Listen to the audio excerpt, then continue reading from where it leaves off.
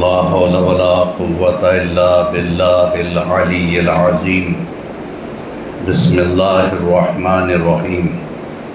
الحمد لله رب العالمين. الصلاة والسلام على سيد العرب والعجم.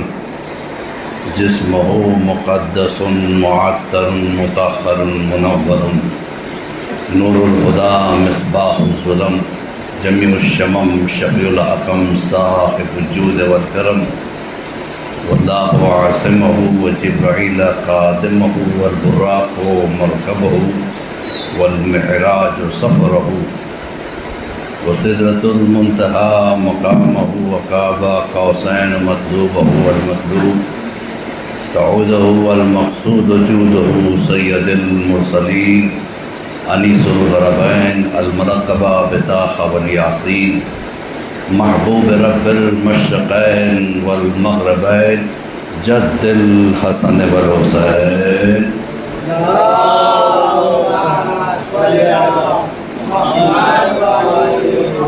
المکی المدنی الخرشی الہاشمی. مولانا ابوالقاسم محمد.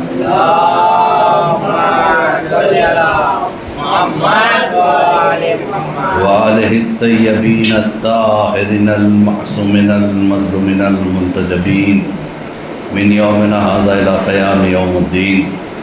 اما بعد فقد قال رسول اللہ صلی اللہ علیہ وآلہ وسلم ان الحسین مصباح الہدی وسفینۃ النجاۃ. صلوات علیہ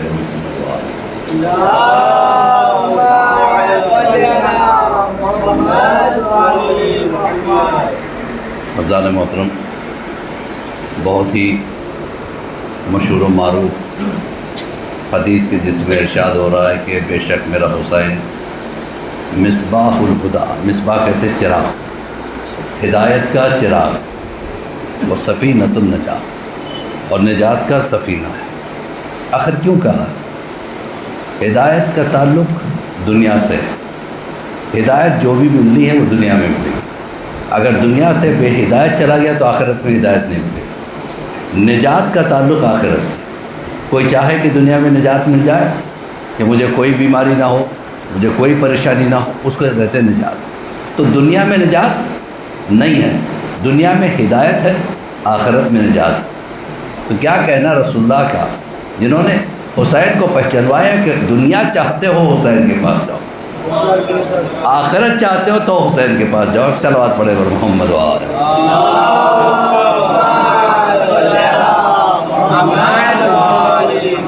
ایک عجیب و غریب پرسنالٹی ہے امام حسین. امام حسین کو صرف ہم نہیں مانتے، سب مانتے. ایسا کوئی دنیا میں نہیں ہے جو امام حسین کو نہیں مانتا. آج دنیا پریشان ہے. NDTV کا، TV 79 کا، ETV کے اینکرز اس وقت کربلا موجود ہیں جو کہ مسلمان نہیں ہیں. وہ دیکھنے جاتے ہیں کہ آخر ہے کیا یہ طاقت جو ساری دنیا کھینچتی چلی آتی. ایک صلوات پڑھے اور محمد وآلہ.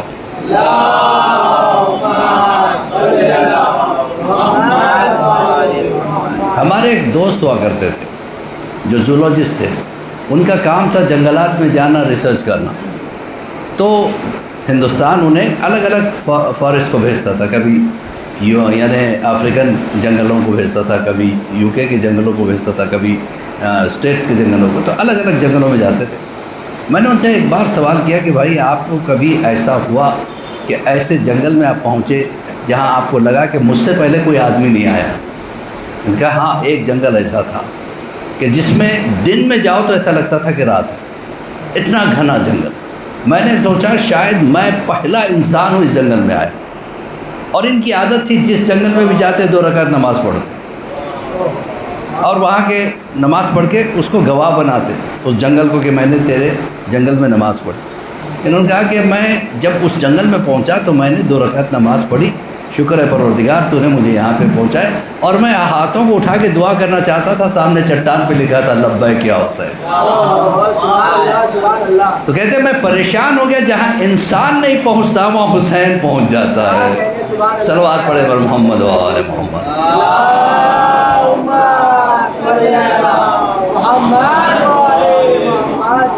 آج دیکھیں مشی پوری دنیا کا ایک سینٹر آف اٹریکشن بنی ہوئی ہے. امام حسین کو سب مانتے ہیں. جس وقت بمبئی میں حسین ڈے منایا گیا تھا، میں کب کی بات کر رہا ہوں، یہ اسٹیٹ ایبولیشنس کی ٹائم کی تھا، یعنی جس وقت سروجنی نائیڈو وہ گورنر تھی، اس کو انوائٹ کیا گیا تھا، جو کہ بھارتا کوکلا کا ایوارڈ ملا ہے اس کو، لینگویج پہ بڑا کمانڈ تھا، اسے بلایا گیا تھا حسین ڈے میں. مسلمان نہیں تھی لیکن بلایا گیا. اب جب بلایا گیا تو اس کو کہا کہ بھئی آپ بھی امام حسین کے بارے میں کچھ کہیں. اب وہ مسلمان ہوتا تو کوئی اور بات کرتا، لیکن ہندو تھی، اسے کیا پتا کہ حسین کون ہے. لیکن ایک عجیب و غریب بات کہی جو آج تک ایک ڈاکومنٹیشن بن گئی. وہ کہتی کیا ہے، though the event of Karbala has happened hundreds of years ago. Karbala کے واقعے کو گزرے کئی سو سال ہو گئے، but it seems it has happened today. لیکن ایسے لگ رہا ہے کربلا آج ہوئی ہے، because Hussain is the truth. حسین سچائی ہے and truth never die. اور سچائی مرا نہیں کرتی ہے. ایک صلوات پڑھے اور محمد و آل محمد.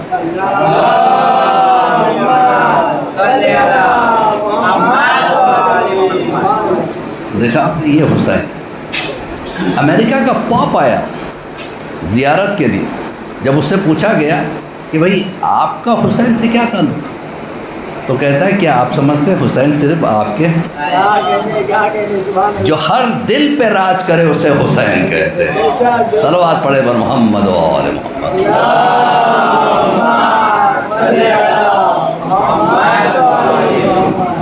اور کیسے کیسے لوگ آتے ہیں. ابھی مشی، اب تو ماشاءاللہ مشی انڈیا میں بھی کافی جگہ ہونے لگی. ایک مولانا بھی کہہ رہے تھے کہ وہ گئے تھے یہاں پہ سیلواس ہے نا، اور میں ابھی دیکھ کے آ رہا ہوں مہوا سے کم 600 لڑکے نکلے تھے اور گئے تھے برتیج. 90 کلومیٹرز پڑتا ہے تقریباً، 90 کلومیٹر چلنا کوئی معمولی بات نہیں. وہ کون سی طاقت ہے جو چھوٹے چھوٹے بچوں کو بھی لے کے چلی جاتی ہے. مائیں جو کبھی اپنے بچے کو گھر سے اسکول تک پیدل نہیں بھیجتی، وہ مشی پہ بھیج دیتی ہیں. ایک صلوات پڑھے اور محمد و آل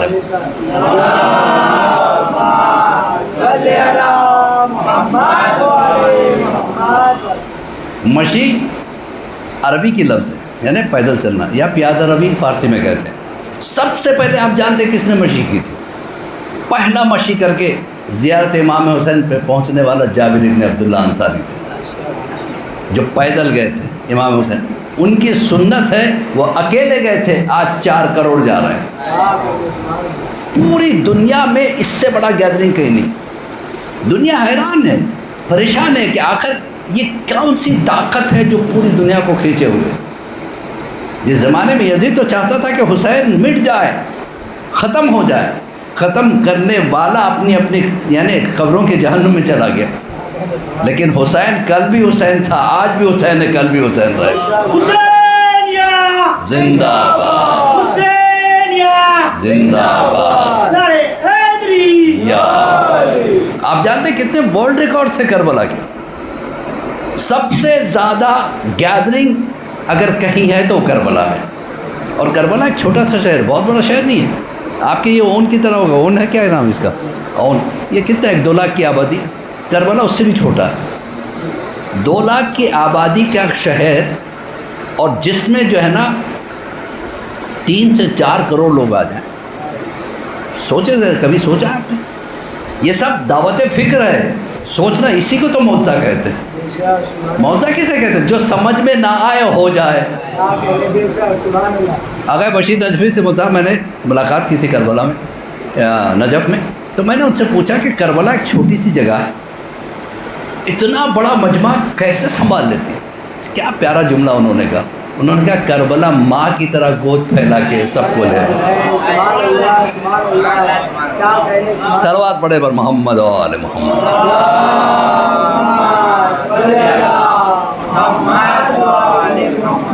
پہلا مشی کرنے والا جابر ابن عبداللہ انصاری. تنہا گئے تھے اکیلے، ادھر سے قافلہ آیا تھا، 40 کا وقت تھا، اسی لیے 40 میں بہت زیادہ لوگ جاتے. جابر کی ڈالی ہوئی سنت ہے. ایک بصرہ آپ جانتے ہیں کربلا سے تقریباً 502 کلومیٹر. کتنا؟ 502 کلومیٹر.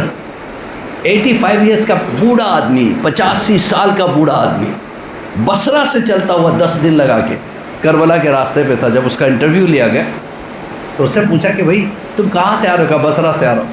کتنے کلومیٹر کا؟ 502. آپ سوچو آپ یہاں سے جو مشی کے لیے گئے کتنا کلومیٹر تھا؟ 17-18 کلومیٹر. 20 مان کے چلو نا. 20 کلومیٹر چلنا ہمارے لیے بھاری پڑ جاتا. تو وہی ہم جوانی کے عالم کی بات کریں. بوڑھا آدمی 85 سال کا بوڑھا آدمی جس سے چلا نہیں جا رہا، چھوٹے چھوٹے قدم چل کے جاتا. 10 دن چل چکا تھا اور کہتا اور 2 دن میں کربلا پہنچ جاؤں. یہ کون سی طاقت ہے جو بوڑھے کو جوان بنائے ہوئے؟ اسے حسین کہتے ہیں. جب اس سے پوچھا کہ تو چھوٹے چھوٹے قدم ڈال کے کیوں چل رہا ہے؟ کہا کہ میرے قدم اس سے زیادہ بڑھتے نہیں. اسے کہتے ہیں پارکنسنس ڈیزیز. چھوٹے چھوٹے قدم ڈال کے چلتا ہے. تو کہتا ہے لیکن میں خوش ہوں چھوٹے قدموں پر. کہ کیوں؟ کہ ہر قدم پہ ایک عمرہ کا ثواب ہے. صلوات پڑھے پر محمد و آل محمد.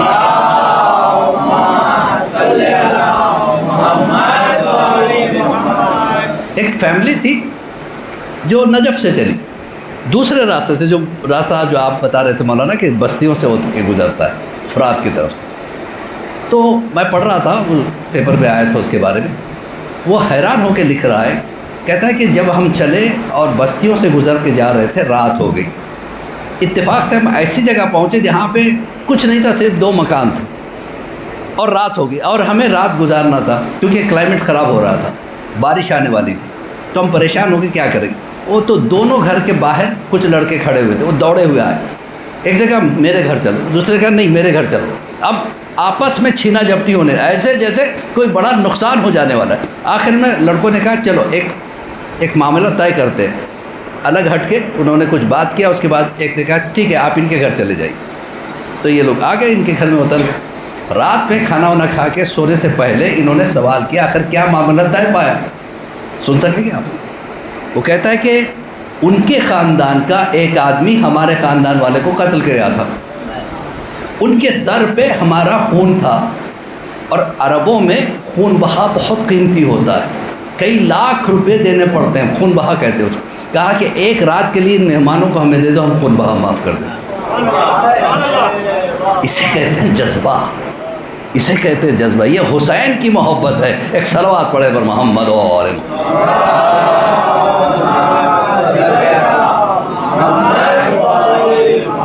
لیکن شوق چاہیے، شوق زیارت. شوق زیارت میں بھی 2 باتیں بیان کر دو تاکہ بچوں کو بھی سمجھ میں آ جائے کہ زیارت کی اہمیت کیا ہے. مامون کے زمانے میں مامون نے ایک پابندی لگائی. کہا کہ کیا کیا جائے، یہ زوار رکتے ہی نہیں ہیں، آتے جا رہے ہیں. کہا ایسا کرو. اس کے مشیروں نے کہا اتنی زیادہ ٹیکس لگا دو. کہ کتنی؟ کہ کم سے کم 6 مہینے کی جتنی آمدنی ہوتی. 6 مہینے کی آمدنی آپ سوچیں، اگر کوئی 25,000 کما رہا ہے تو 6 مہینے میں کتنا کمائے گا؟ اتنا ٹیکس کربلا جانے کے لیے. کہا ہاں یہ آئیڈیا اچھا ہے. ٹیکس لگا دیا، اتنا زیادہ پیسہ دو پھر جاؤ. تو اس وقت مامون کی حکومت کی سب سے غریب بڑھیا ٹیکس کے پیسے لے کے آئے. کہا تجھے اتنے پیسے کہاں سے آ گئے؟ تیرے پاس نہ گھر ہے نہ کھانے کے لیے کھانا ہے. کہا جنہوں نے بلایا انہوں نے بھیجے. ایک صلوات پڑھے پر محمد و آل محمد.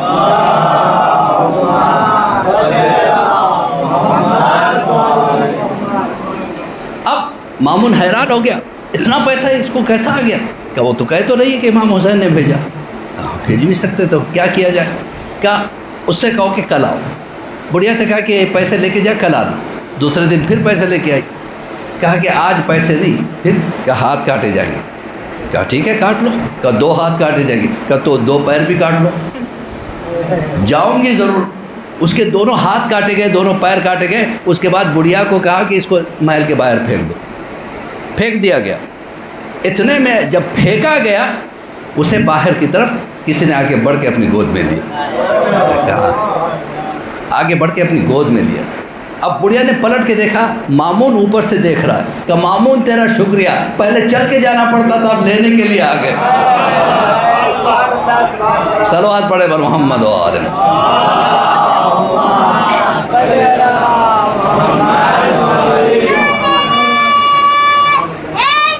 شاباش.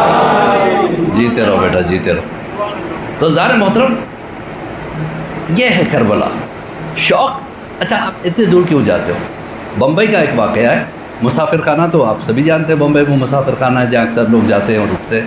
میرے ایک عزیز دوست مولانا صاحب تھے، انہوں نے کہا کہ میں گیا تھا مسافر خانے میں رکا، میرے کمرے کے برابر میں ایک اور کمرہ تھا جس میں ایک بوڑھا آدمی کم سے کم 90 سال کا ہو وہ رہتا تھا. اس نے آ کے مجھ سے کہا کہ آپ مولانا ہو؟ کہا آپ میرے لیے دعا کرو نا. کہا کہ کیسی دعا کرو؟ کہا بس میں زیارت کے لیے آیا ہوں، وہ بس مولا مجھے زیارت پہ بلا لے. مولانا نے پوچھا آپ کا پاسپورٹ ہے؟ یہ کیا ہوتا ہے؟ دیکھیے جذبہ دیکھیے. کہا یہ کیا ہوتا ہے؟ کہا اس کے بغیر کیسے جائے گا؟ کہا جاؤں گا تو ضرور میں. اب مولانا نے کہا میں اگر کہوں گا اس کا دل ٹوٹ جائے گا. میں نے کچھ نہیں کہا. کہا ویزا؟ کہ یہ کیا ہوتا ہے؟ کہ کیا ہے آپ کے پاس کربلا جانے؟ کہ 2000 لے کے آیا ہوں. یہ زیادہ پرانی بات نہیں ہے، 8-10 سال پہلے، جبکہ 8-10 سال پہلے کربلا جانے کے لیے کم سے کم 70,000 کی ضرورت تھی اور یہ 2000 لے کے آیا. کہتا ہے کہ بس آپ دعا کرو مولانا، آپ دعا کرو گے تو ہو جائے گا. کہا ٹھیک ہے میں دعا کروں گا انشاءاللہ. انہوں نے کہا میں نے اس سے نہیں کہا کہ اس کا دل نہ ٹوٹ جائے، اسے پاسپورٹ کی ضرورت ہے، اسے ویزا کی ضرورت ہے، میں نے کچھ نہیں کہا. وہ کہتے ہیں کہ اس کے بعد میں چلا گیا، میں سوچتا رہا کہ مولا کیا مظلوم ہے، آپ کی مظلومیت پہ جان نثار کہ ایسے مجبور لوگ جن کے پاس نہ پاسپورٹ ہے نہ ویزا ہے کربلا کی زیارت کے لیے آ گئے، اب یہ کیسے پہنچیں گے وہاں؟ یہ کہتے ہیں مولانا اس کے بعد میں چلا گیا، ایک 2-3 مہینے کے بعد پھر میں اسی مسافر خانے میں آیا اور اتفاق سے اسی کمرے میں رکا. میں نے پوچھا کہ یہاں کا جو کمرہ تھا جس میں ایک ضعیف سا آدمی تھا، کہ ہاں وہ تو اس وقت کربلا میں ہے. کہ کربلا کیسے گیا؟ اس کے پاس نہ پاسپورٹ نہ ویزا نہ پیسہ. کہا کہ جس کمرے میں آپ ہیں اسی کمرے میں افریقہ کا ایک بہت بڑا سیٹ آیا تھا. یہ اس کے پاس جا کے کہنے لگا دعا کرو میرے لیے. تو اس نے بھی پوچھا کہ پاسپورٹ ہے؟ کہا نہیں ہے. یہ کیا ہوتا ہے؟ کہ کچھ نہیں، کوئی چیز ہوتی ہے جو تمہارے لیے ضروری ہے. فوراً انہوں نے تتکال میں پاسپورٹ بنایا. پھر اس کے بعد ایک نوجوان کو ڈھونڈا جس کے پاس پاسپورٹ تھا. اس سے کہا تجھے اس کے ساتھ جانا ہے، تیری ڈیوٹی یہ ہے کہ ہر جگہ لے جانا، قریب رہ کے پوری زیارتیں کرانا، ضرورت پڑے تو کندھوں پہ اٹھا لینا، لیکن زیارت میں کبھی نہ پڑھنے پائے. ہر جگہ لے جانا، زیارتیں کرانا، پھر واپس لے جا کے ہندوستان لا کے اس کے گھر تک پہنچانا. تجھے تیرا ٹکٹ ویزا سب دینے کے بعد تجھے میں 50,000 اوپر سے دوں.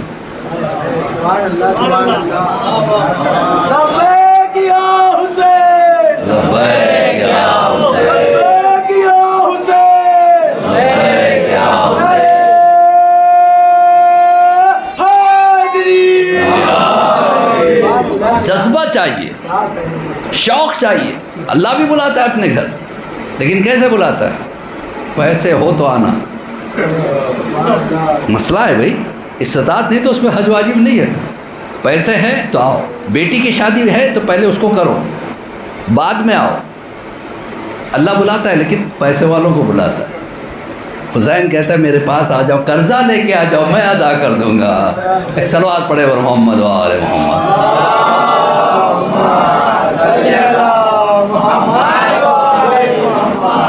کربلا زندگیوں کو بدل دینے کا نام ہے.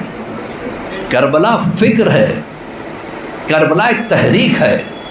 کربلا سے انسان بہت کچھ سیکھتا ہے اور کیسے کیسے لوگ جاتے ہیں. ایک عالم دین بتا رہے تھے کہ کربلا میں زیارت کے لیے گئے تھے، دیکھا کہ ایک عورت اپنے بچے کو لے کے کوٹھے پہ ایسا کھڑی تھی، اچانک بچہ ہمکا اور گرا.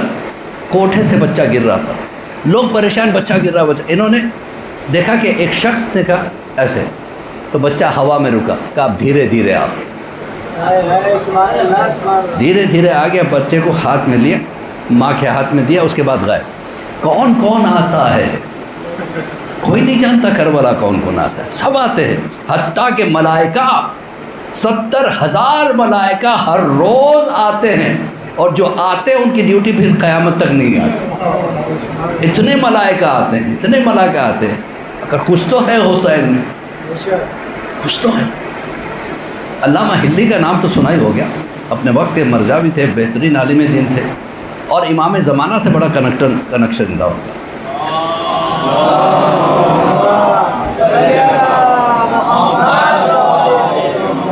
انہیں کچھ سمجھ میں نہیں آتا تو امام سے پوچھتے. انہوں نے ایک روایت دیکھی اگر کوئی زیارت کرے، زیارت امام حسین کے لیے کربلا جائے تو 70 حج کا ثواب.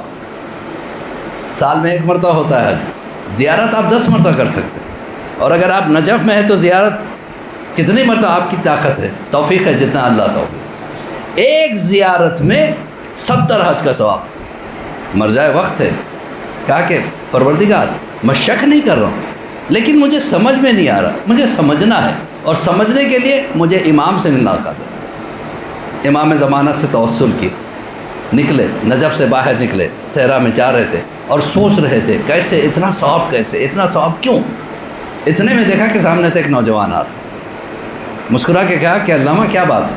کہا کہ بس دماغ چکرا رہا ہے. کس بات سے؟ کہا اتنا ثواب اللہ نے زیارت پہ کیوں رکھا کہ 70 مقبول حج، اتنا ثواب. ایک حج کا کہہ دیتا، 2 حج کا کہتا تھا، 10 حج کا، 70 مرتبہ. تو ایک مرتبہ آنے والے جوان نے کہا میں ایک واقعہ سناتا ہوں، انصاف تم کرنا. کہا ٹھیک ہے. کہا ایک بادشاہ بہت پاورفل بادشاہ تھا، شکار کے لیے نکلا، شکار کے پیچھے دوڑتا رہا، راستہ کھو گیا. راستہ کھونے کے بعد صحرا میں بھٹک گیا، اس کا گھوڑا بھی مر گیا. تپش سے، شدت سے، دھوپ سے گھوڑا مر گیا. اب وہ پریشان، ریگستان میں گرمی میں چلنا کوئی معمولی بات نہیں. اسے یقین ہو گیا اب میں بھی مر جاؤں گا، اگر پانی نہ ملے، اگر کھانا نہ ملے تو مر جاؤں. ایسے میں اس نے دیکھا کہ سامنے ایک جھوپڑی تھی اور اتنا کمزور ہو گیا تھا کہ اس کی آنکھیں بھی، یعنی اس کا ویژن بھی چلا جا رہا تھا. اپنے آپ کو گھسیٹتا ہوا جھوپڑی کے پاس پہنچا تو دیکھا کہ ایک جوان بیٹھا ہوا ہے. کہا پلیز مجھے تھوڑا سا پانی پلا دو، کچھ کھلا دو. دیکھیے وقت کا بادشاہ تھا، اس نے یہ نہیں کہا کہ میں بادشاہ ہوں، کہا میں بہت بھوکا ہوں، پیاسا ہوں. اللہ جو ہے نا کبھی دے کے بھی امتحان لیتا ہے، لے کے بھی امتحان لیتا ہے. اب اس نے کہا کہ میں اپنی ماں سے پوچھتا ہوں. وہ اندر گیا، ماں نے کہا کیا ہوا؟ کیا کوئی مسافر بھوکا ہے، پیاسا ہے؟ کیا اس کو اندر لیا، اندر لا دیا. اب اس بڑھیا نے کہا کیا چاہتے؟ کہا کچھ کھلا دو، کچھ پلا دو، بہت بھوکا ہوں، بہت پیاسا. کہا آج کا بکری کا دودھ ہم اس کو دے دیتے، آج ہم نہیں پئیں گے. ایک ہی بکری تھی، ماں بیٹا اسی دودھ پہ گزارا کر رہے. دیکھیں اسے کہتے توکل اللہ، اللہ پہ بھروسہ. دودھ لیا، بادشاہ کو دیا. بادشاہ نے دودھ پیا تو اسے طاقت محسوس ہوئی، بہت خوش ہو گیا. کہا کہ تھوڑا اچھا لگا اگر کچھ کھانے کو مل جاتا. بڑھیا نے کہا بیٹا دیکھ ہمارے پاس تو کچھ ہے نہیں، ایک ہی بکری ہے، اسی پہ ہمارا گزارا ہوتا ہے، لیکن اس کو زیادہ حق ہے کہ کچھ کھائے، ذبح کر دے اور اس کو کھلا دے. بکری ذبح کر کے بادشاہ کو کباب وغیرہ بنا کے کھلا دیا. بادشاہ نے پیٹ بھر کے کھایا تو اسے نیند آئی. کہ میں ذرا سو کے اٹھتا. سو کے جب جاگا تب اس نے کہا کہ میں کوئی معمولی انسان نہیں ہوں، میں وقت کا بادشاہ ہوں، حکومت کا بادشاہ ہوں. یہ سارا ایریا میری حکومت کا ہے، لہٰذا تم نے جو کچھ تمہارے پاس تھا تم نے دے دیا. اب میں اس وقت کچھ نہیں دے سکتا، ضرورت پڑ جائے تو میرے محل چلے آنا، اور یہ میرے محل کا ایڈریس ہے. ہو گئی بات، ختم ہو گئی. 2 دن ہو گئے، بوڑھیا کے پاس کچھ کھانے کے لیے نہیں تھا، بیٹے کے پاس نہیں تھا. تو ایک بار بیٹے سے کہا بیٹا، بادشاہ نے کہا تھا چلو جا کے آؤ. اب یہ لڑکا، یہ کون، یہ پورا قصہ وہ نوجوان علامہ ہلی کو سنا رہا ہے. اب وہ لڑکا جو ہے بادشاہ کے دربار میں آیا. بادشاہ نے کہا کہ پہچان گیا، ظاہر سی بات ہے اس نے اس کی جان بچائی تھی. فوراً پہچان گیا، تخت سے اٹھ کے جا کے سینے سے لگا. کیسا آنا ہوا؟ کہ بس آپ نے کہا تھا آپ کچھ دیں گے، کچھ دے دیجئے تو ہم چلے جائیں گے. اب بادشاہ نے سوچا کیا دوں میں. ایک مرتبہ وزیروں کو بلایا، کتنا دیا جائے؟ ایک وزیر نے کہا اسے 1000 درہم دے دو. دوسرے نے کہا نہیں 1000 زیادہ ہے، 500 کافی ہے. تیسرے نے کہا نہیں 100 درہم دے دو، درہم بھی بہت ہوتے ہیں. بادشاہ چاروں طرف دیکھتا رہا. اب اس کے بعد اب یہ جوان علامہ ہلی سے پوچھا آپ عالم دین ہو، آپ اگر وزیروں کی جگہ ہوتے تو کیا کہتے؟ علامہ ہلی نے کہا کہ اگر انصاف سے کہا جائے تو جو کچھ بڑھیا کے پاس تھا بڑھیا نے دے دیا، لہٰذا اب جو کچھ بادشاہ کے پاس ہے وہ دے دے. عدل کا تقاضا یہ ہے کہ یہی تو ہے، حسین کے پاس جو کچھ تھا حسین نے دے دیا ہے.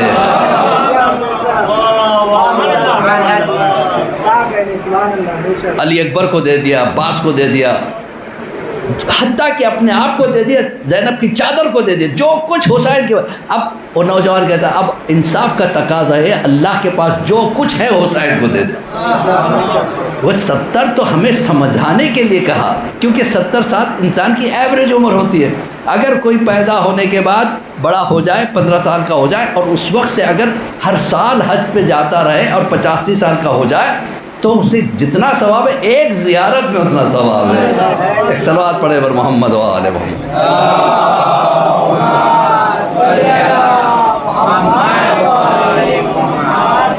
تو عزیزان محترم، معمولی چیز نہیں ہے۔ کربلا سمجھنا ہر انسان کے بس کی بات نہیں۔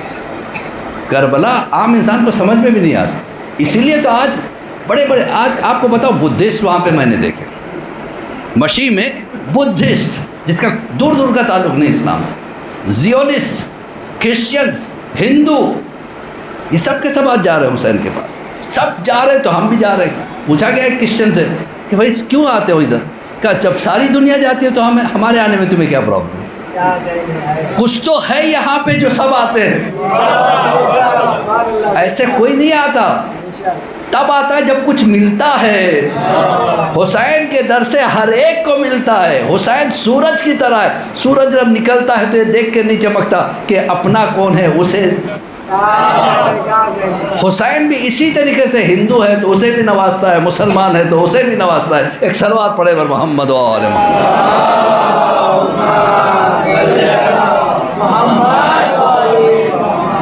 عزیزان محترم، کچھ ایسی پرسنالٹیز ہیں اسلام میں، جیسے جناب ابو طالب، جناب جعفر طیار، جناب عبداللہ، جناب خدیجہ، جن کے بڑے احسانات ہیں، ان کا ذکر بہت کم ہوتا ہے۔ لہذا میرا دل چاہتا ہے کہ ایک پرسنالٹی آپ کے سامنے لے کے آؤں، وہ ہے جناب عبداللہ۔ جناب عبداللہ کو ہم کتنا جانتے ہیں؟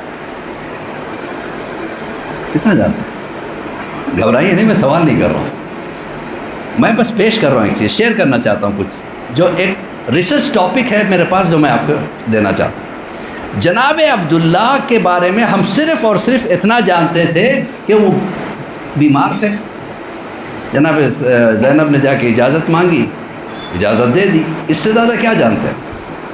جناب عبداللہ کوئی معمولی پرسنالٹی کا نام نہیں ہے۔ خوش تو ہے کہ علی نے زینب کی شادی کی، آخر وہ کوالٹی کیا تھی جناب عبداللہ؟ لیکن جناب عبداللہ تک جانے سے پہلے مجھے جناب جعفر طیار تک جانا ہے، وہ بھی بڑی مظلوم پرسنالٹی، ان کا بھی ذکر نہیں ہوتا۔ جناب جعفر طیار جناب ابو طالب کے بیٹے۔ اچھا، جناب ابو طالب کے 4 بیٹے، عقیل، سب سے پہلے طالب، پھر عقیل، جعفر، مولا علی، چاروں میں 10-10 سال کا فرق ہے۔ نوٹ کر کے رکھیے، یہ چیزیں جاننا ضروری ہے، خاص کر ہمارے بچوں کو، ہمارے یوتھ کے لیے پڑھ رہا ہوں میں، بزرگ تو بہتر جانتے ہیں۔ تو چاروں میں 10-10 سال کا فرق تھا۔ اب سمجھ میں آیا مولا نے کیوں کہا تھا جناب عقیل سے کہ میرے لیے ایک ایسی عورت دیکھنا جو بہادر ہو۔ انشاءاللہ اس ممکن ہوا تو اسی 7 دنوں میں مولا عباس کے بھی انشاءاللہ فضائل رہیں گے۔ ایک صلوات پڑھے بر محمد و آل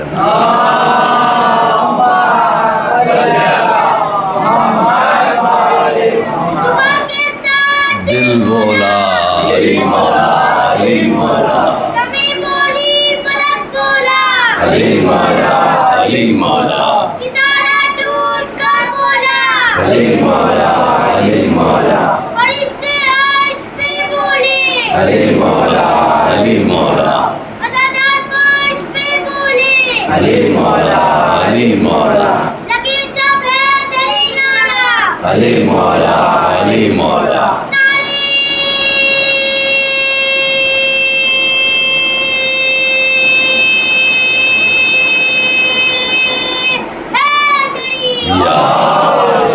اچھا، بات آئی ہے نعرہ حیدری کی، تو یہ بھی سن لیجیے، نعرہ حیدری کب سے چلا؟ نعرہ حیدری کب سے چلا؟ کوئی بھی نعرہ اس لیے لگایا جاتا ہے تاکہ صاحب نعرے کو منوایا جائے۔ بدر میں اللہ کو منوانا تھا، نعرہ تکبیر چلا۔ احد میں خدا کو منوانا تھا، کافروں سے جنگ تھی، نعرہ تکبیر چلا۔ لیکن خیبر میں اللہ کو مانتے تھے، رسول کو نہیں مانتے تھے، نعرہ رسالت چلا۔ لیکن جمل میں ادھر بھی خدا کے ماننے والے، ادھر بھی خدا کے ماننے والے، ادھر بھی رسول کے ماننے والے، ادھر بھی رسول کے. تو سب سے پہلے نعرہ حیدری جناب ملک اشتر نے لگایا تھا. ایک صلوات پڑھے بر محمد و آل محمد.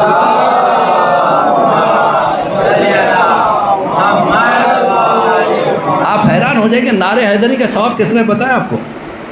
جب کوئی نعرہ حیدری لگاتا ہے تو جتنے ذرات ہوتے ہیں اس جگہ میں سب یا علی کہتے ہیں. ذرات، ہم ہی نہیں.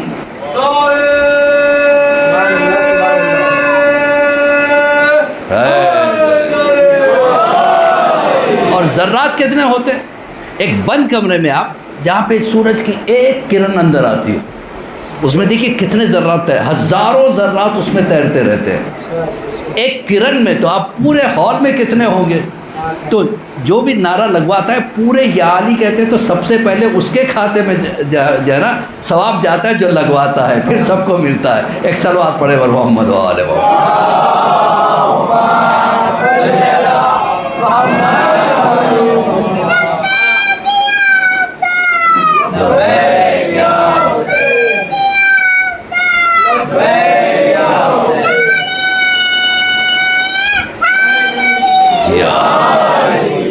تو جناب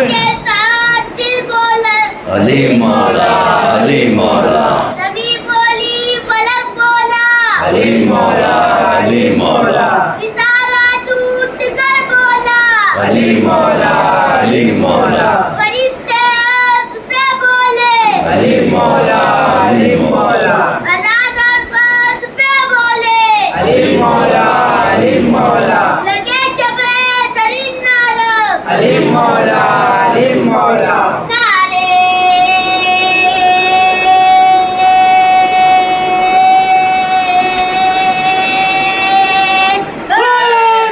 یا علی میرے مولا. مولا سلامت رکھے. ویسے بھی مجلس پڑھوائی جاتی ہے، پڑھی نہیں جاتی. میں سوچ کے آیا تھا اگر یہ ٹاپک چلے گا نہیں تو موت کا شروع کروں گا. چلو ہاتھ پڑھے پروبر.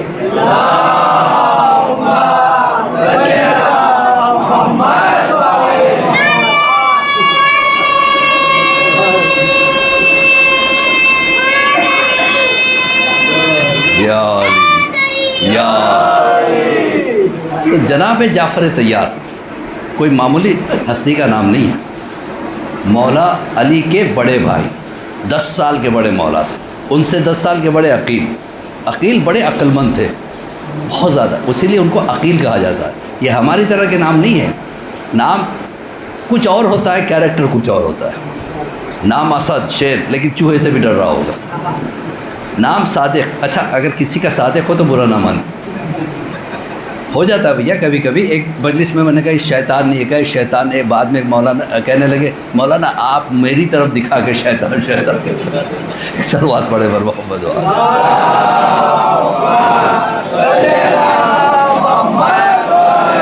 عقیل کہتے عقل مند کو. معاویہ نے ایک مرتبہ جب سنا کہ جناب عقیل فائنینشلی بہت تنگ ہے، ہاتھ تنگ ہے، پیسہ نہیں ہے ان کے پاس، کہ یہ صحیح موقع ہے خرید لو. عقیل کو بلایا دربار میں، یہ گئے 1 لاکھ سونے کے اشرفیوں کی تھیلی سامنے رکھی. کہا 1 لاکھ ہیں پورے. کہاں کیا کرنا ہے؟ کہ تمہارے لیے رکھے. کہ اچھا دو.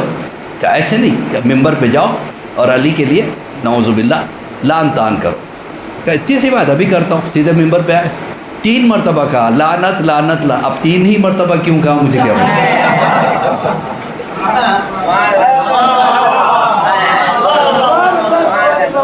3 مرتبہ کہا لعنت لعنت لعنت اور وہ لے کے جانے لگے. کہ ارے تم نے تو نام بھی نہیں لیا. کہا لعنت کے لیے نام لینے کی ضرورت نہیں ہے،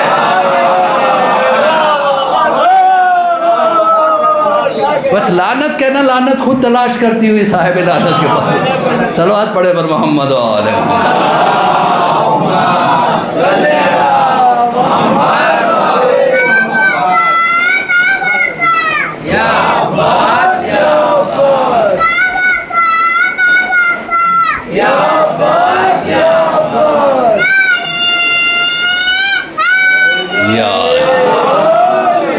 تو ہزار محترم جناب عقیل 20 سال کے بڑے تھے، اس لیے مولا نے ان سے کہا کیونکہ 20 سال بڑا بھائی باپ کے برابر ہوتا ہے. کا رشتہ آپ دیکھیے، خیر وہ ایک الگ ٹاپک ہے، ادھر نہیں جانا۔ تو جناب جعفر طیار اتنے شریف النفس تھے اور شریف النسل تھے کہ ابھی اسلام کا اعلان بھی نہیں ہوا تھا۔ رسول اللہ جناب جعفر طیار سے کہتے اے جعفر، تمہاری کچھ باتیں اللہ کو بڑی پسند ہیں۔ پہلی بات یہ ہے کہ تم بتوں کی پوجا نہیں کرتے، ابھی اسلام نہیں آیا، یعنی اسلام اعلان نہیں ہوا ہے۔ اس وقت جناب جعفر طیار اتنے پابند تھے اسلام کے اعلان سے پہلے، کہا کہ تمہاری چند باتیں اللہ کو بہت پسند ہیں۔ یہ کون کہہ رہا ہے؟ رسول کا کہا، یعنی سرٹیفکیٹ، جو انبیاء کا سردار جسے کہہ دے، اس کے لیے اور کیا چاہیے؟ کہ اے جعفر، اللہ تمہاری یہ بات بہت پسند کرتا ہے کہ تم کبھی بتوں کا سجدہ نہیں کرتے۔ کیوں نہیں کرتے؟ جعفر نے کہا اس لیے نہیں کرتا کہ اس کو میں نے اپنے ہاتھوں سے بنایا ہوا ہوتا ہے، تو میں اس کا خدا ہوا، نہ کہ وہ میرا خدا، میں نے بنایا، اس لیے میں نہیں کرتا۔ کہ اچھا دوسری چیز یہ ہے کہ تم جھوٹ نہیں بولتے، اللہ کو یہ عادت تمہاری بڑی پسند ہے۔ کہ جھوٹ بزدل بولا کرتا ہے، ابو طالب کا بیٹا نہیں بولتا، علی کا بڑا بھائی نہیں بولتا۔ کیا تم زنا سے دور ہو؟ کہ زنا ایک ایسی بلا ہے کہ جو کرتا ہے اس کے گھر کی طرف وہ آتی ہے، لہٰذا میں اس سے دور رہتا ہوں۔ تو جس کو سرٹیفکیٹ، کیریکٹر سرٹیفکیٹ کا ہے، رسول دے دے، اسے جعفر طیار کر دے۔ یہ ہے جعفر طیار۔ اچھا دوسری بات کیا ہے؟ جناب جعفر طیار کو ایمبیسڈر بنا کے بھیجا تھا حبشہ کا، افریقہ۔ آپ جانتے ہیں افریقہ میں کتنے مسلمان ہیں؟ اس وقت 78% مسلمس ہیں۔ 78 نکال دیجئے، کتنے رہ گئے؟ 18% کرسچنس ہیں، باقی 78% مسلمان۔ اب یہ الگ بات ہے کہ ہر فرقے کے ہیں، شیعہ بھی ہیں، سنی بھی ہیں، اور بھی ہے۔ تو 78% جو مسلمان ہوئے، ان پہ، ان کے اسلام پہ جس کا احسان ہے اسے جعفر طیار کہتے ہیں۔ کتنا بڑا کنٹریبیوشن ہے۔ کوئی معمولی آدمی کو حکومت ایمبیسڈر نہیں بناتی۔ آج بھی اگر ہندوستان کسی کو ایمبیسڈر بنا کے کہیں بھیجتا ہے تو دیکھے گا اس کا آئی کیو کتنا ہے، اس کا نالج کتنا ہے، لینگویج پہ کمانڈ کتنا ہے، اور اس کا جو ہے نا فیصلہ کرنے کی طاقت کتنی ہے، اور اس کے کیریکٹر میں داغ دھبے تو نہیں ہے، کوئی غلط کام تو کبھی اس نے زندگی میں کیا نہیں ہو۔ ایسا ہر طرح سے اسکروٹینائز کرتے کرتے کرتے ایک کو بنایا جاتا ہے۔ آج کے زمانے میں کلکٹر بننا اتنا مشکل ہو گیا ہے، تو ایمبیسڈر بننا آپ سوچیں۔ تو جس کو رسول نے ایمبیسڈر بنا کے بھیجا تھا، اور 7 سال تک وہ خدمت کرتے کرتے آدھے افریقہ سے زیادہ مسلمان بنا دیے جناب جعفر طیار۔ اور جب سنتے تھے نا کہ آج میرے بھائی نے بدر فتح کیا، علی نے احد فتح کیا، تو کہتے تھے کاش میں ہوتا تو میں بتاتا، جیسے میں قلم سے جنگ کر رہا ہوں، تلوار سے بھی جنگ کر سکتا تھا۔ سبحان اللہ۔ ایک صلوات پڑھے پر محمد وعلیہ۔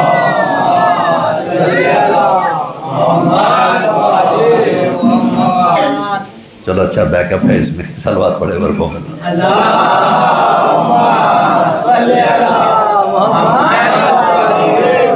تو جناب جعفر طیار جس وقت واپس آ رہے تھے مدینہ، اور اسی خواہش کے ساتھ آ رہے تھے، اب میں جاؤں گا، میں بھی تلوار سے جنگ کروں گا، میں بتاؤں گا دنیا کو کہ علی کا بھائی بھی ایسے ہی جنگ کرتا ہے۔ تو جناب جعفر طیار جب واپس آ رہے تھے نا، علی اسی وقت فتح خیبر کے بعد آ رہے تھے۔ ایک طرف سے علی آ رہے تھے، دوسری طرف سے جعفر طیار، اور رسول اللہ دونوں کو دیکھ کے خوش ہو کے کہتے ہیں آج میرے دونوں بازو، ایک کا نام علی، ایک کا نام جعفر، دونوں بازو میرے پاس آ رہے، اور دونوں فاتح بن کے آ رہے، ایک خیبر فتح کر کے آ رہا ہے اور ایک حبش فتح کر کے آ رہا ہے۔ مجھے سمجھ میں نہیں آ رہا ہے کس کی خوشی پہلے مناؤں۔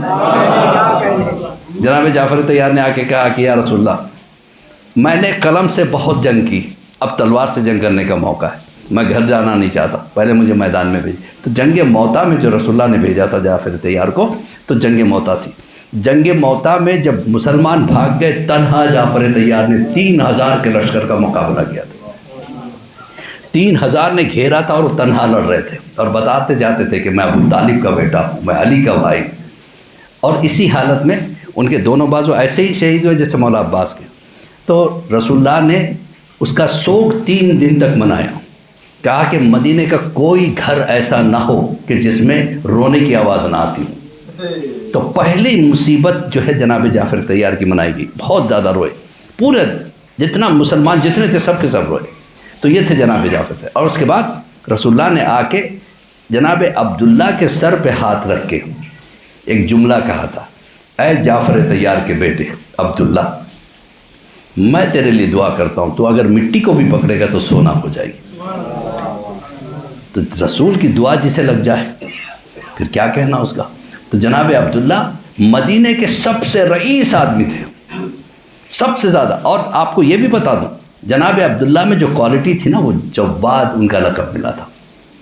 پہلا انسان جو معصوم سے ہٹ کے کسی کو جواد کہا گیا تو جناب عبداللہ تھے. جواد جانتے ہیں کسے کہتے ہیں؟ ضرورت سے بہت زیادہ دینے والے کو. اگر مثلا مجھے ضرورت 10 روپے کی ہے اور مجھے کسی نے لا کے 1000 روپے دے دے تو اسے جواد کہتے ہیں. یعنی ملٹیپل ٹائمز اگر کہیں زیادہ دینے والا اور بغیر مانگے کے دینے والا. مانگ کے دے، اگر میں نے مانگا آپ سے، آپ نے دیا، تو یہ کوئی بڑا یہ احسان نہیں ہے، یہ اطاعت ہے. احسان کس کو کہتے ہیں؟ میں نے مانگا نہیں، آپ نے محسوس کیا اور دے دیا، اسے احسان کہتے ہیں. تو جناب جعفر طیار بہترین محسن بھی تھے اور جواد بھی تھے. اور ان کا کتنا بڑا کنٹریبیوشن ہے اسلام پہ آپ جانتے ہیں. آج وہی چیز میں آپ کو دینا چاہتا ہوں، جو ایک ریسرچ ٹاپک ہے جو دینا چاہتا ہوں، اور اتنے آسانی سے کیوں نہیں.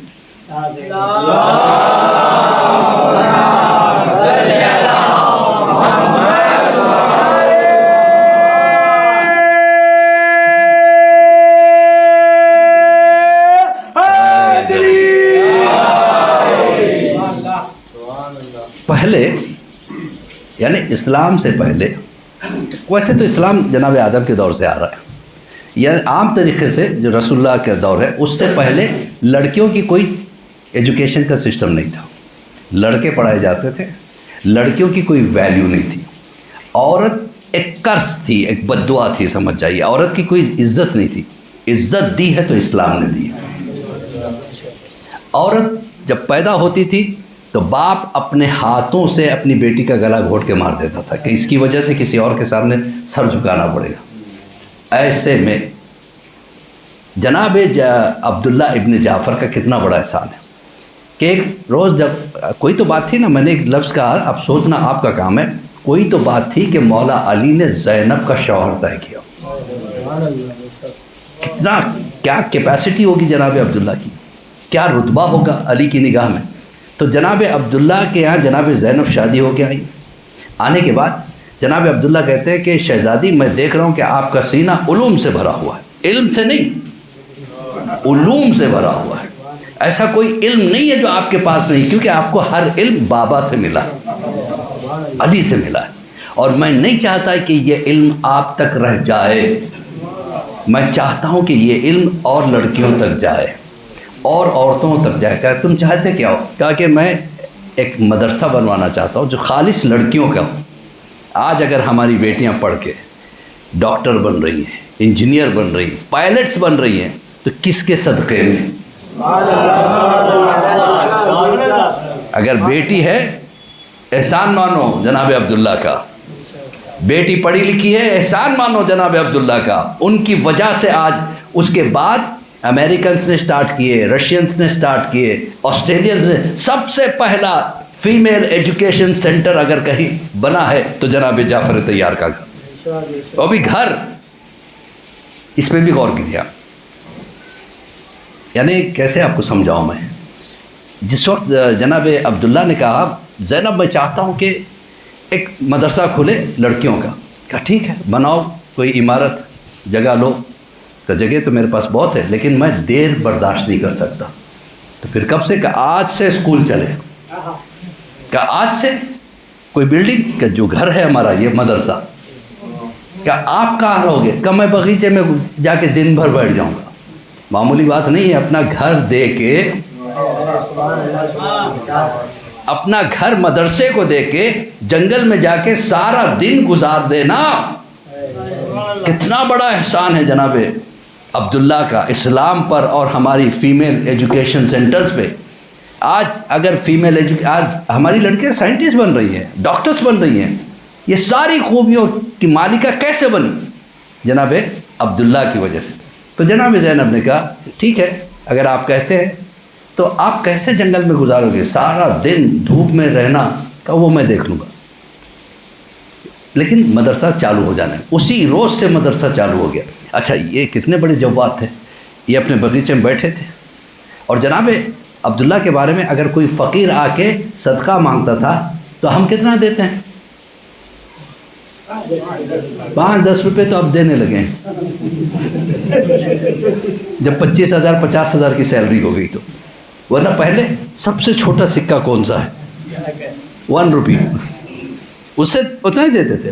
اور جب پتہ چلا مولانا نے کہا کہ جتنا چاہیے اتنا دو، ہم چاہتے ہیں 1 لاکھ، دیتے 1 روپیہ، تو جناب عبداللہ کے جب کوئی فقیر آ کے مانگتا تھا 1 مہینے کا ریشن اور اتنا پیسہ کہ پھر کسی کے پاس جا کے نوکری کرنے کی ضرورت نہ پڑے۔ لوگ جناب عبداللہ کے نام سے قرضہ لے لیتے تھے، کہتے تھے کہ ابھی جناب عبداللہ بزنس ٹرپ پہ گئے ہیں، جب وہ آئیں گے تو ان سے ہمیں اتنا مل جاتا ہے کہ ہمارا قرضہ ادا ہو جائے گا، قرضہ دے دو۔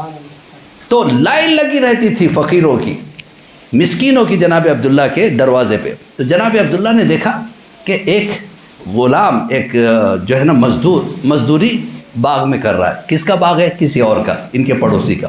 یہ دیکھ رہے، سارا دن محنت کیا اس نے، سر سے پیر تک پسینے میں نہا گیا۔ اس کے بعد مالک باغ سے کہا کہ میری مزدوری دو۔ اس نے ایک سوکھی روٹی دی کہ یہ تیری مزدوری ہے۔ جناب عبداللہ حیران ہو کے دیکھ رہے، کیا ایسا بھی ہوتا ہے؟ سارا دن محنت کرنے کے بعد 1 روٹی ملتی ہے؟ اور دیکھتا ہوں یہ کیا کرتا ہے اس روٹی کا۔ وہ روٹی لے کے آگے بڑھا، اتنے میں سے کہیں سے ایک کتا آ گیا، روٹی کو دیکھ کے دم ہلانے لگا۔ تو اب وہ غلام نے کہا، دیکھا کتے کو، دیکھا روٹی کو، دیکھا، کہا کہ میں بھی بھوکا ہوں، تو بھی بھوکا ہے، لہذا ہم دونوں اس کو بانٹ لیتے ہیں، تو آدھی کھا، میں آدھی رکھ لیتا ہوں۔ کتے اتنا بھوکا تھا کتا کہ 1 لقمے میں وہ آدھی کھا لیا، دوسری آدھی کو دیکھ کے دم ہلانے لگا۔ جناب عبداللہ دیکھتے ہیں اب یہ کیا کرے گا۔ اب یہ کہتا ہے کہ تو شاید مجھ سے زیادہ حقدار ہے، تو کھا لے، آج میں بھوکا رہ جاؤں گا۔ اب اس نے وہ آدھی روٹی دے دی تو عبداللہ آئے، اس کے کندھے پہ ہاتھ رکھا، کہ دنیا مجھے جواد کہتی ہے، میں تجھے جواد کہتا ہوں، لیکن یہ بتا کہ تو نے یہ آدھی روٹی کیوں دے دی؟ کیا جواب دیا غلام نے؟ غلام نے کہا اللہ نے مجھے زبان دی ہے، ہاتھ پیر دیے، اس کو زبان نہیں ہے، یہ کس سے مانگے گا؟ کل میں دوبارہ محنت کروں گا، دوسری روٹی کما لوں گا، یہ کہاں جا کے محنت کرے گا؟ لہذا میں نے اس کو دے دیا۔ تو جناب عبداللہ نے کہا اچھا تو گھر جا۔ ادھر وہ گیا، عبداللہ اس باغ کے مالک کے پاس آئے، باغ بیچتا ہے؟ کہ ہاں ہاں اگر صحیح قیمت مل جائے۔ کتنے کی؟ کہا 1 لاکھ، میں تجھے 2 لاکھ دوں گا، 2 لاکھ دوں گا۔ 1 لاکھ تیرے باغ کی قیمت ہے، اور دوسرا لاکھ ایک راز کو راز رکھنے کی، یہ باغ اس غریب کے نام لکھ دے، اسے نہیں بتانا کس نے دیا۔ اسے کہتے جناب عبداللہ، وہ مظلوم شخصیت جن کے بارے میں ذکر ہی نہیں ہوتا ہمارے پاس۔ تو جناب عبداللہ اتنے بڑے غنی بھی تھے، اتنے مالدار بھی تھے، اتنا ہی بڑا دل بھی رکھتے تھے، اور اللہ نے انہیں نوازا۔ جو دیتا ہے نا اللہ کی راہ میں، اللہ اسے بے حساب دیتا ہے۔ ہم سمجھتے ہیں کہ دینے میں کم ہو جاتا، کم ہوتا نہیں، یہ بڑھتا ہے۔ ایک صلوات پڑھے ور محمد و آل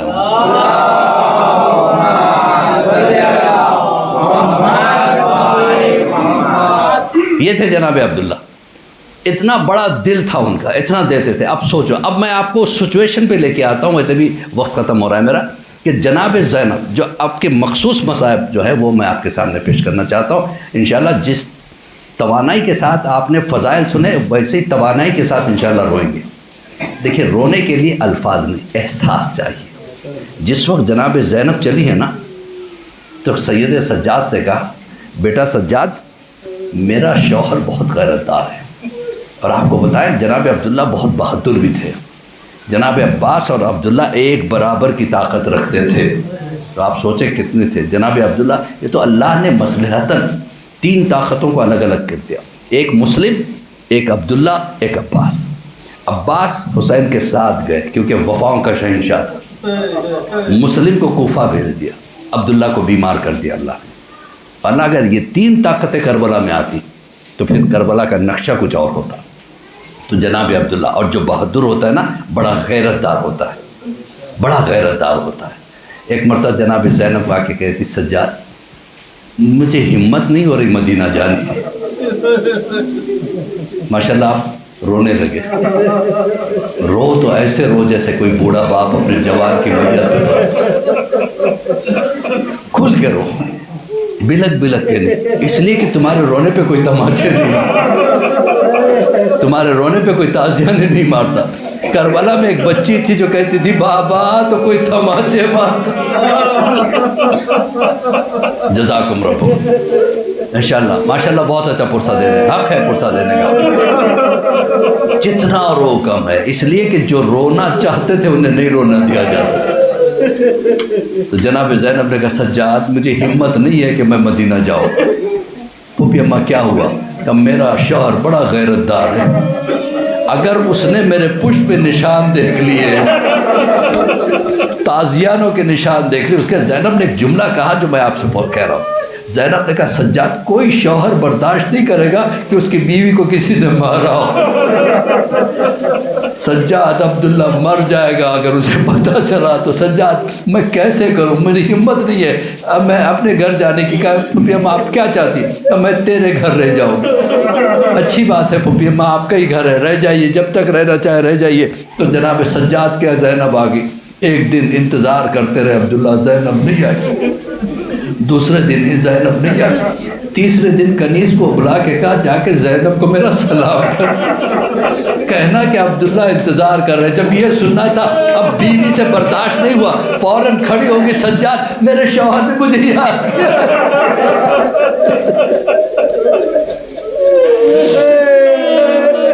میرے لیے جانا ضروری ہے. کہ ٹھیک ہے شہزادی جائیے. ایک مرتبہ جناب زینب اپنے گھر پہنچی. اس وقت جناب عبداللہ کہیں باغ میں گئے ہوئے تھے, شام کا اندھیرا پھیل رہا تھا. اس وقت جناب زینب آئی. یہ زینب وہ ہے, بچے سامنے شہید ہوتے رہے, روئی نہیں, بچوں کے لیے روئی نہیں. جب بھی روئی حسین کے لیے, علی اکبر کے لیے. بچوں کے سروں کو کاٹا گیا, زینب روئی نہیں. نیزوں پہ اٹھایا گیا, زینب روئی نہیں. کربلا سے کوفہ, کوفے سے شام پھرایا گیا, زینب نہیں روئی. جب اپنے آنگن میں آئی, ماں تھی نا, دو چھوٹے چھوٹے مسلوں کو دیکھا. ایک مرتبہ کربلا کا رک کیا, میرے بچوں مجھے معاف کر دینا, میں نے تمہارا غم ہی نہیں منایا. چلا چلا کے رونے لگی. اتنے میں عبداللہ آئے. میں نے کہا تھا نا عبداللہ کے دروازے پہ فقیروں کی کمی نہیں رہتی تھی, مانگنے والے لائن لگائے رہتے تھے. جناب عبداللہ آئے, سوچے کوئی مصیبت زدہ بی بی ہوگی. دیکھا کہ بال سفید بال والی, کمر جھکی ہوئی کوئی خاتون ہے جو چلا چلا کے روتی ہے. عبداللہ قریب میں پہچانا نہیں زینب کو. آگے کہتے بی بی بڑی مصیبت زدہ لگتی ہو. اب زینب حیران ہو کے عبداللہ کی طرف دیکھتی. عبداللہ نے اب بھی نہیں پہچانا. لگتا ہے بڑی زمانے کی ستائی ہوئی ہو. بس اتنا کہنا چاہتا ہوں کہ علی کی بیٹی زینب آ چکی ہے, اگر آپ کو کچھ کہنا ہے تو جاؤ ان کے پاس جاؤ, وہ بہت کچھ دے دیں گی. یہ سننا تھا. اب زینب سے برداشت نہیں ہوا. نجف کا رکیا بابا, کیا ایسی مصیبت زینب پہ آ گئی, عبداللہ نہیں پہچانتا. یہ سننا تھا. آواز سے پہچان گئے, قریب میں آ کے ہاتھوں کو جوڑ دیا. شہزادی معاف کرنا, میں نے آپ کو نہیں پہچانا. ارے یہ بال سفید کیسے ہو گئے؟ کہا کہ زینب کو کربلا سے کوفہ, کوفے سے شام بے ردا جانا پڑا. کہ یہ قبر کیسے جھک گئی, کئی دنوں تک میں نے کچھ کھایا نہیں. عبداللہ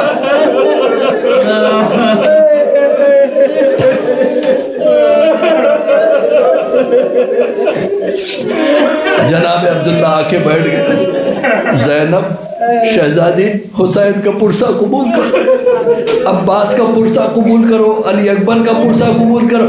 اتنے میں پوچھ لیا بچوں نے جنگ کی. اب یہ سننا تھا. اب یہ بھی ماں تھی, علی کی بیٹی تھی. سینہ تان کے زینب بیٹھ گئی. اب فضائل بیان کرنے تھے بچوں کے. عبداللہ تمہیں کیا پتا میرے بچوں نے کیسی جنگ کی, میرے بچے بڑے پیاسے تھے عبداللہ، جب جانے لگے تو میں نے کہا خبردار اگر فرات پہ قبضہ ہو جائے تو پانی نہ پینا ورنہ میں دودھ نہیں بخشوں گی عبداللہ۔ بچوں نے وعدہ کیا عبداللہ۔ اس کے بعد جب بچے چلے تو عباس نے گودی میں اٹھا کے گھوڑوں پہ سوار کیا، اس لیے کہ بڑے چھوٹے بچے تھے، اپنے سے سوار نہیں ہو پاتے تھے۔ اور عباس نے کہا گھبرانا نہیں، میں یہاں کھڑا ہوا دیکھ رہا ہوں۔ بچوں نے ایسی جنگ کی عبداللہ، ایسی جنگ کی، فرات کا کنارہ خالی ہو گیا۔ عبداللہ پیاسے بچوں کے سامنے نہر بہہ رہی تھی۔ بڑے بھائی نے چھوٹے بھائی کو دیکھا، چھوٹے بھائی نے بڑے بھائی کو دیکھا، کہا خبردار ادھر سے آنکھ ہٹا لو کہیں اماں نہ دیکھ رہی ہو عبداللہ۔ یا یہ بچے میرے باتیں کر رہے تھے، بھاگی ہوئی فوج آئی، کسی نے تلوار مارا، کسی نے نیزہ مارا، کسی نے تیر مارا، میرے بچے گھوڑے سے گرے۔ بچے تھے نا، اس وجہ سے ماں کو بچہ پکارتا ہے جب چوٹ لگتی تھی، اماں۔ میں نے کہا عباس دوڑو، حسین دوڑو۔ ایک مرتبہ عباس کو آتا ہوا دیکھ کے ادھر کی فوج ادھر ہوئی عبداللہ، ایک بچہ پامال ہو گیا، دوسرے میں ذرا سی جان باقی تھی عبداللہ۔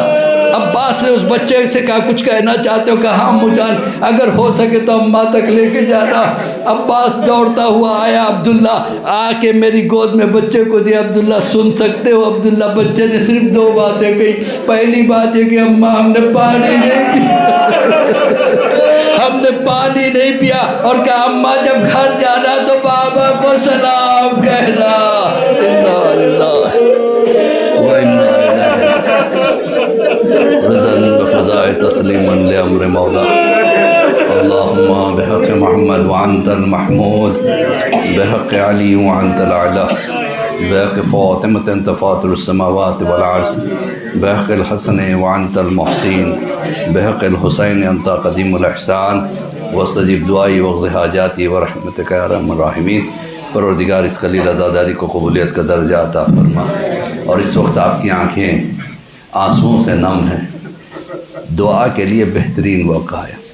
جہاں کہیں دعا قبول نہیں ہوتی ہو، سیدہ کے اس دروازے سے ہوتی ہے، لہٰذا ہم 5 مرتبہ اس آیت کریمہ کی تلاوت کرتے ہیں۔ ہاتھوں کو اٹھائیں اور آواز بلند، بسم اللہ الرحمن الرحیم، امن یجیب المضطر اذا دعاہ، باز بلند، امن یجیب المضطر اذا دعاہ، امن یجیب المضطر اذا دعاہ یکشف السوء، امن یجیب المضطر اذا دعاہ یکشف السوء، امن یجیب المضطر اذا دعاہ۔ اللہم اشف کل مریض، اللہم اشف کل مریض، اللہم اشف کل مریض۔ پروردگار اس خلیل عزاداری کو قبولیت کا درجہ عطا فرما، ہماری اس نوکری کو قبول فرما۔ پروردگار عزادار بن کے دنیا میں رہیں، عزادار بن کے دنیا سے اٹھیں، امام کے ظہور میں تعجیل عطا فرما، ہم سب امام کے چاہنے والوں میں شمار فرما، ہمارے بچوں کی دعاؤں کو قبول فرما، سب کو صحت و کلی عطا فرما، جو مقروض حال ہے ان کی قرض داریوں کو دور فرما، جو پریشان حال ہے ان کے پریشانیوں کو دور فرما، اور سب سے بڑی چیز ہے ہمارے آنسوؤں کو قبول فرما۔ یہی ہمارے پاس ایک طاقت ہے پروردگار، ہم جانتے ہیں ہم گنہگار ہیں، ہمارے پاس کچھ نہیں سوائے سیدہ کے، اور کچھ نہیں ہے پروردگار، بس ہماری سزاداری کو قبول فرما۔ ماتم حسین